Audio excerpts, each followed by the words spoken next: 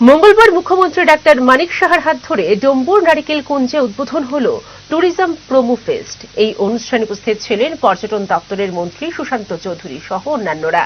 ত্রিপুরাকে দেশ সহ বিশ্বের দরবারে পৌঁছে দেওয়ার জন্য এই বিশেষ কর্মসূচি তথা অনুষ্ঠান গ্রহণ করা হয়েছে বলে মনে করেন অনুষ্ঠানে আমন্ত্রিত বক্তারা।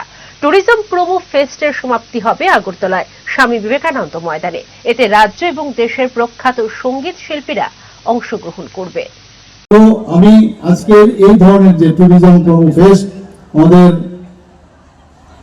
এই দপ্তর থেকে ট্যুরিজম ডিপার্টমেন্ট থেকে যে এই প্রোগ্রামটা নিয়েছে, এর জন্য বিশেষ করে আমি মাননীয় মন্ত্রী বাহাদুরকে আমি ধন্যবাদ দিতে চাই, ওনার টিমকে পুরো ধন্যবাদ দিতে চাই।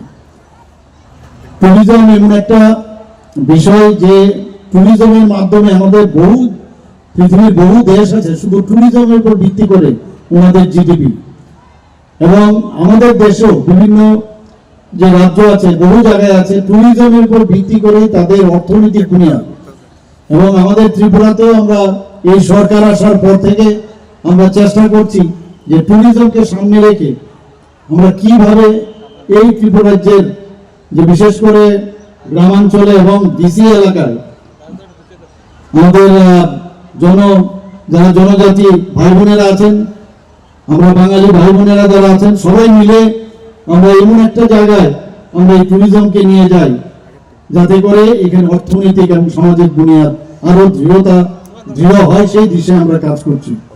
আপনারা জানেন যে মেইন উদ্দেশ্য যেটা হচ্ছে, এবং মাননীয় মন্ত্রী বাহাদুর বলেছেন যে এটা প্রতি বছরই হবে, তাতে করে আমাদের এখানে যারা পর্যটকরা বাইরের থেকে ত্রিপুরা সম্পর্কে জানবেন, যে টার্গেট ওনারা রেখেছেন প্রায় 39% থেকে 50% যাতে পর্যটক এখানে আরো বৃদ্ধি হয়, তার জন্যই আজকের এই অভিনব এই ট্যুরিজম প্রোমো ফেস্ট।